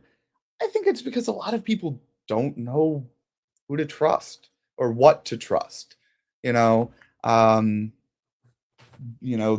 commander-in-chief has attacked all these news outlets, and that's not a small thing, right? Like, yes, it's Trump, he's a clown, but like he's still arguably the most powerful and important person in the world. And so when he's constantly degrading, CNN, the AP, the Hill, et cetera, it's like, where do I turn for good news? And to your point, I mean, there are a lot of people, I think Shabazz included, who just write clickbait rage stuff. I cannot stand that guy. I just learned about him like a month ago, 2 months ago, because of Blythe Potter. I like Abdul personally. His content is hit and miss. I actually do have a link to a piece he wrote recently for the State House file. Again, I'll have the show notes up here on Substack a little later this afternoon. He suggests open primaries for Indiana, which I actually am in support of. But his twist is that he wants a 60% threshold where if somebody finishes with more than 60% in a primary, that you forego the November election. I'm not in favor of that, but it's a fun thought exercise. I encourage people to read it. Again, I'll link that in the show notes. But so much of that, Reece, I think, goes back to a failure of civic literacy and what we learn in schools. And, but part of that is intentional. Republicans in state governments have eroded civics programs, so we don't know what's going on. So, people are ignorant and keep voting for them. They've made civics programs like it's a hand AP grenade. Only. Yeah. Well, no, I was going to say like a hand, like a time bomb. Like, some people are just so afraid to, touch it because they might get canceled, or, some student's parent will find out and then their job could bitch at the school board, and then, right? Like, it's cultural too. It is. Let's talk about our culture of education a little bit in this state. I've got a handful of education stories pulled, but we can't necessarily talk about all of them because we're running up on time. But I did pull this one from WFIE down in Evansville, where they highlight that Indiana's property tax cuts are hurting Indiana public schools, which we all know, but they particularly highlighted East Gibson School Corporation, which is expecting to lose $400,000. Doesn't sound like a lot in the grand scheme of things, but that means they're leaving custodial positions unfulfilled. They're considering raiding the education budget to cover that. They're not replacing half of their retirees this year. The superintendent there says it's not if you're going to have a referendum, it's when. That is the only way school districts can gain the funding that they're losing from state cuts. And, this article says 30 to 45 school corporations are eyeing November referendums to ask local voters to offset those state cuts. An article from WTHR suggests that may be up to 100 districts, the Indiana Coalition for Public Education, putting that number, twice as high as that FIE article, nearly double the early estimates. This is after surveying schools statewide, with 99% of them responding that the tax cuts are already hurting them. This is at the same time where from Public News Service says that the property taxes that are driving the school funding crisis are also undercutting a path to any teacher raises. Indiana's teachers are already only earning 70 cents on a dollar earned by similarly educated professionals, with a starting salary of only $45,000. Even experienced teachers are making less than $60,000. both of those are below the estimated living wage for a single adult in Indiana. Our teachers are paid less than those in the surrounding states, so you get outflow of qualified professionals, and you get this sort of downward spiral of a circle. And then you also have to worry about what the teachers, all the things they have to negotiate in the classroom. There's new rules going into effect at the beginning of the year, with a bell-to-bell cell phone ban taking effect on July 1st, with no personal wireless devices allowed during the school day, including smartwatches or gaming devices, with limited exceptions for medical needs or IEP accommodations. So theoretically, this law shifts enforcement from the teachers, taking policing students' device use out of their hands and giving it to administrators. Schools can opt to buy locking pouch systems at $15 to $30 a unit. Again, how are they going to purchase all of this additional equipment when their budgets are being cut? I don't know. Governor Braun and lawmakers signaled this may just be the start. Conversations are already underway about school-issued Chromebooks and tablets and their effects on developing brains. Reece, Yes. thoughts about the ban on cell phones in school? Now, I, as a parent, my daughter is graduating here in a couple weeks, so I don't have to think about this myself personally too much longer. But man, I don't know. We kind of have a school shooting problem in this country. If anything were to happen, I want to be able to get a hold of her right away. And I think that's a thing a lot of parents are concerned about. But I do see the other side. Like, you need your students to be focusing on the task at hand, and not with their face buried in their phones. What do you think? You're only a couple of years removed from this yourself. You actually grew up in the era where, everybody's got their own phones, their own devices, and you still have to navigate the learning environment. You are far more qualified to speak on this, I think, than I am. Yeah, so I actually like to pivot a little bit and address the last point you made about the Chromebooks and tablets. I've been, not to get all philosophical, I've been doing a lot of thinking recently, because I was one of the kids who was like the first round of getting Chromebooks in the classroom. And I've been kind of pondering if maybe would have been better off without them, because I didn't come from like a sheltered household, but I guess, stricter. We had computer time. Like, it wasn't I could just play on the computer whenever. I had a set amount of time that I could play every week. And you know what I did as soon as I got the Chromebook? I started playing games during school, after school, because I finally had that freedom. And so, honestly, like, I know the conversation and the story isn't about the Chromebooks and tablets. I really am not all that opposed, because I think if you did that, you could improve attention in the classroom. With phones, that's a much harder conversation, because, as you pointed out, school shootings, you'd want to be able to reach your child, or have your child be able to reach you. But again, I'm not a very anti, like, bell to bell cell phone ban, because I cannot tell you the number of times I heard the teacher say in the classroom, "Put your phone away. This is your second warning. Okay, now it's time to put it in the hanger or the basket," or whatever we had. And one, that creates a lot of strain on the teacher, because that's, as you put it, puts another thing that they have to worry about. And two, it also affects attention, because if you're, down here texting away or playing Pokemans or whatever, while the teacher's up there trying to give a lesson. You're not comprehending and digesting what they're saying. And so, like, I don't know.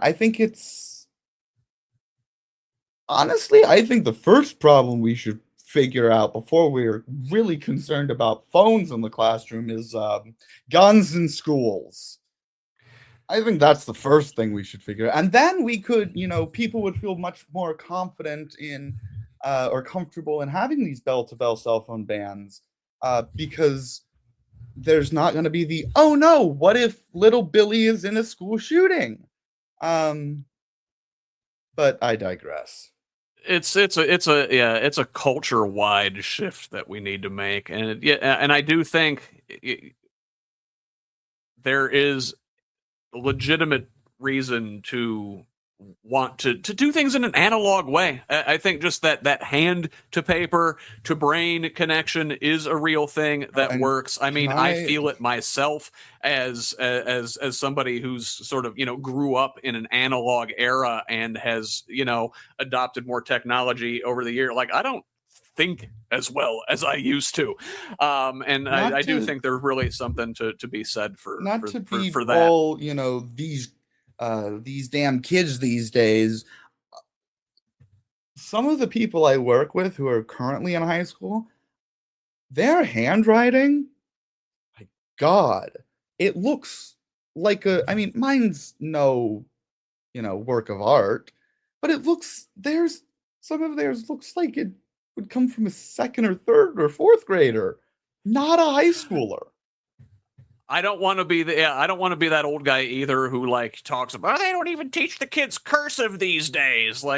Who cares? I guess yes, but yeah, being able to write, legibly. I guess you mentioned cursive. One of my big pet peeves when people just sign their name in fucking print. That's not a signature. You're just writing your name. Sorry. Hot take from Reece. So, one more thing I wanted to mention. We don't have to comment on it, but I did want to make sure it goes on the record. This week in Marion County, the Indianapolis and Marion Metropolitan Police Department chief issued a video message announcing a youth curfew taking effect now that school is out there. 17-year-olds must be home by 1 a.m. on weekends and 11 p.m. during the week. 2 hours earlier for 15 and 16-year-olds. Those 14 and under need to be in by 9 p.m. 7 days a week. Chief Tanya Terry sending this video message directly to Marion County students on the last day of school, urging families to stay engaged. There's very much concern about quote unquote youth crime during the summer in Indianapolis. Specifically, the number of teenagers involved in shootings or homicides is up, even though overall violent crime is down. I guess we can debate whether or not a curfew is the best way to achieve that, or if we, need to tackle things upstream and actually give our kids, positive things to do. I don't know. Reece, quick thoughts on that? I live in a place that's basically the exact opposite of Marion County, kind of in the middle of nowhere. And so I don't really have experience with big cities, and I kind of hate big cities. But from a layperson outside rural person's perspective, I don't see the curfew as such a bad thing. Kids really shouldn't, again, I'm gonna really sound old, but kids really don't need to be out till 4 a.m. No, and then there are exceptions, of course, for those who are working and whatnot. It's I think it's such a non-issue that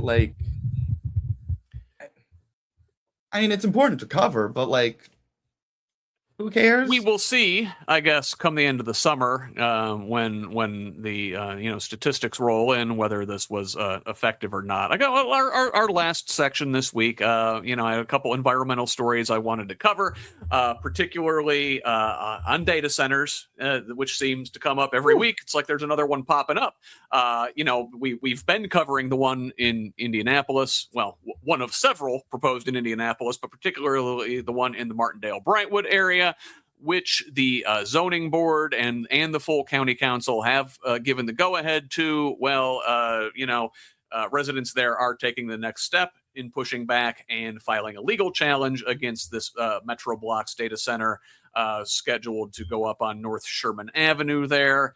Again, this site has a documented history of industrial pollution. Residents are concerned about that all getting kicked up, not to mention the noise and the potential particulate matter and the water usage and the electric rate usage when this thing goes into once it's up and running.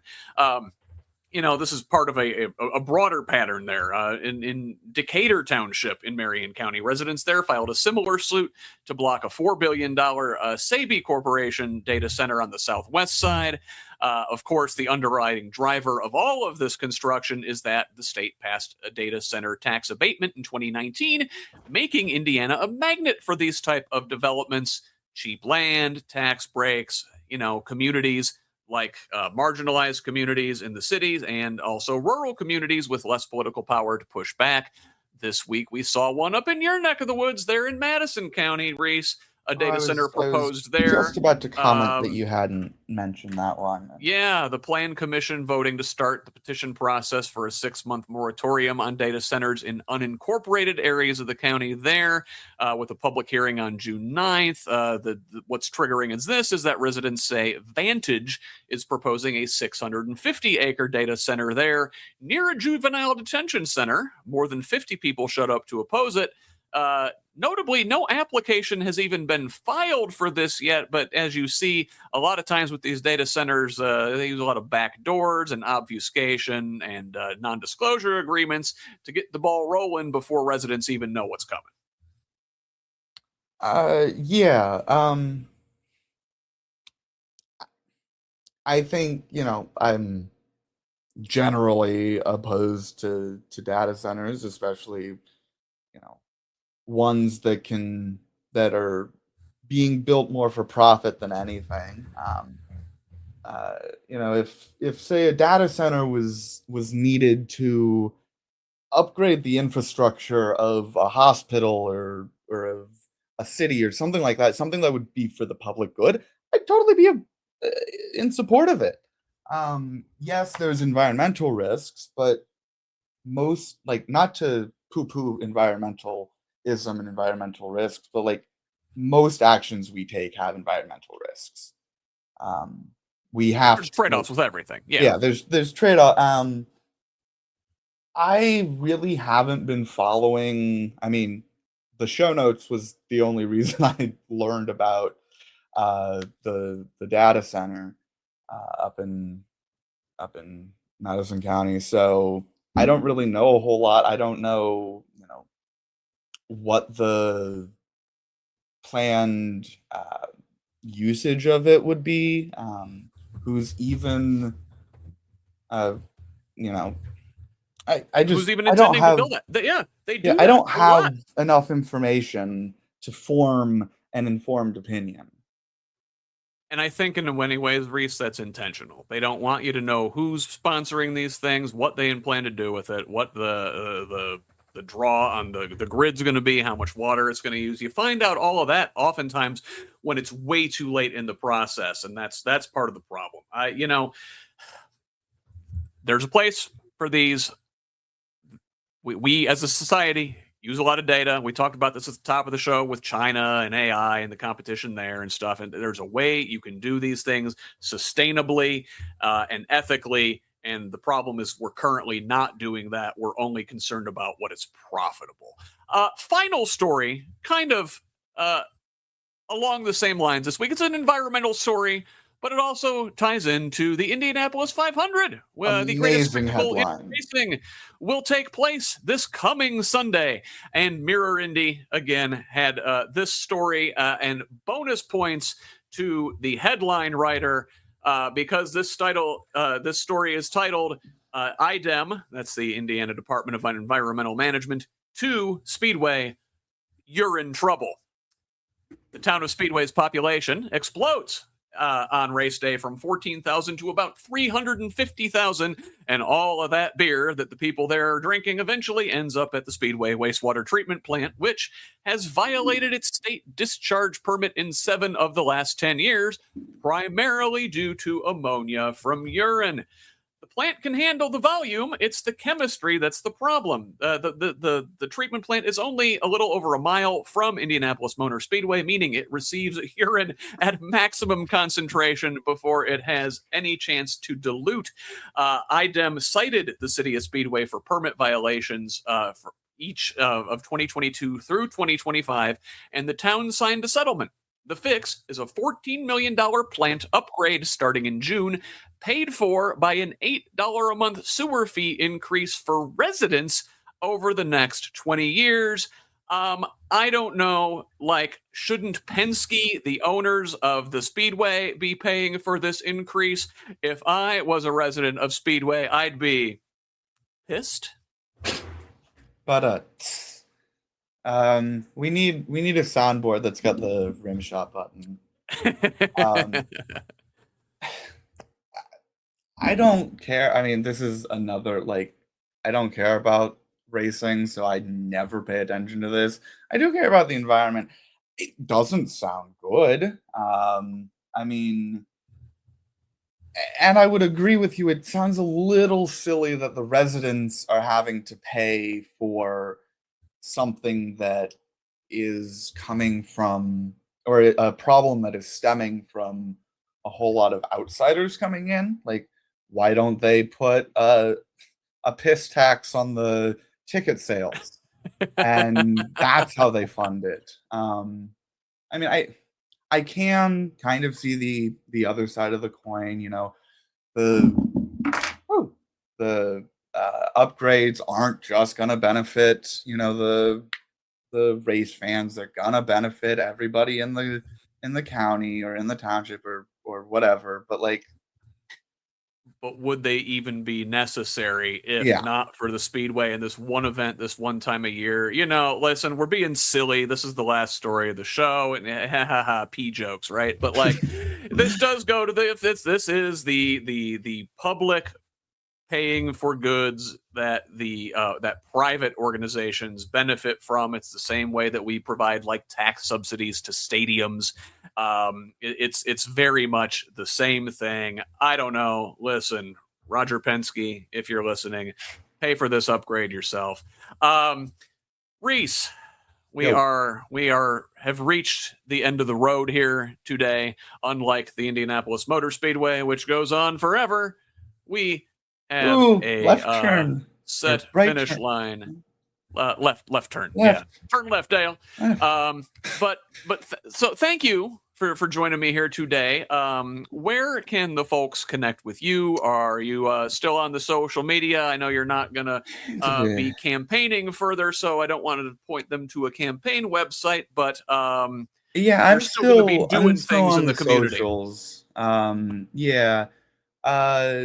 So it's just obviously if you want to search my name on Facebook, obviously, and then my pseudo political account is Reece, the number 4, and then Indiana. It used to be my campaign account. I'm gonna sort of slowly switch it into just sort of a general political account. Yeah. I have a Substack. I don't remember what it is. I haven't written for it in a while, but I have slightly been pondering bringing that back. But yeah, that's where people can find me. Well, very good. So, again, thank you, Reece, for joining me here today. And of course, folks, you can find me on Blue Sky, Instagram, and Threads at whosleft.us and on Facebook, TikTok, and YouTube at Who's Left. Send me a DM anywhere with feedback. We have lots of stuff coming up on Progressive Indiana Network this week. As always, I'm back on Tuesday night with immigration advocate Stuart Mora. He's one of the organizers that put together this 28-city anti-ICE protest yesterday. We're going to find out all about that and what the next steps are from him. Every Thursday morning, of course, the Concerned Clergy podcast drops on Progressive Indiana Network. As I mentioned earlier with Karla, on Friday, Derek Holder will explain how the convention process works on Hold 'em Accountable. Friday, we are supposed to, originally, we were supposed to host a Secretary of State debate between Blythe Potter and Bo Bai, but Bo is very evasive and just, you can't pin him down. I don't think he actually wants to answer tough questions from the people. So we intend to at least host a town hall with Blythe Potter on Friday. Brianna Newhart, the recovered Republican, will host that. And I think she has her own content coming out Saturday, but Brianna's had a lot of family stuff to deal with lately, so she may be taking a break on that one. Everybody be sure to follow her and send her your love. She could use it right now. But for now, let me go ahead and wrap this thing up. Again, please, we can't do all of that, bring you this content without your support. Please help the Progressive Indiana Network with a paid subscription at progressiveindiana.net and follow us on the social media sites at the full spelled out name on most of them, but on Blue Sky and TikTok, it's PIN Indiana. Please help us grow with a follow wherever you're at. Again, like, share, comment, subscribe, review. Those all helps a lot. Let us keep building a radically democratic Indiana together. Until next time, on behalf of my guests, Karla Lopez, Owens, and Reece Axel-Adams, I'm Scott Aaron Rogers. Love each other, Indiana.